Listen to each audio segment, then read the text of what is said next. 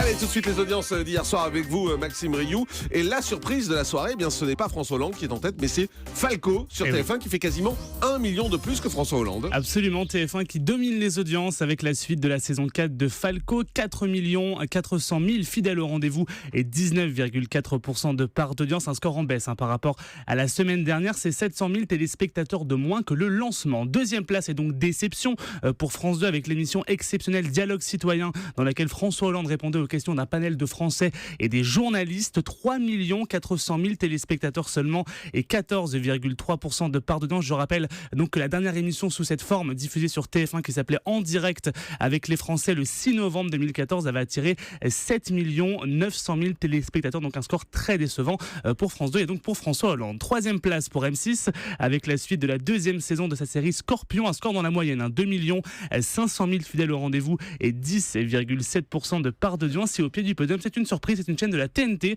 TMC avec Les Visiteurs 2, Les Couloirs du Temps, un très beau score, 2 200 000 téléspectateurs au rendez-vous et 9,7% du public. TMC qui bat donc France 3, qui est 5e avec le lancement de sa nouvelle série britannique The Missing. Déception là aussi, seulement 2 100 000 curieux au rendez-vous et 8,9% du public. Et on jette un œil du côté des audiences en Access Prime Time cette fois. Du côté des audiences de l'Access Prime Time, eh bien ça baisse. Du côté de TF1 avec Money Drop, on est à 3 200 000 téléspectateurs. Il y a donc 600 000 fidèles entre TF1 et France 2. France 2 qui est à 2 600 000 téléspectateurs pour N'oubliez pas les paroles. D8 avec Touche pas à mon poste est à 1 400 000 téléspectateurs. France 5 est à 843 000. Petite baisse également pour C'est à vous.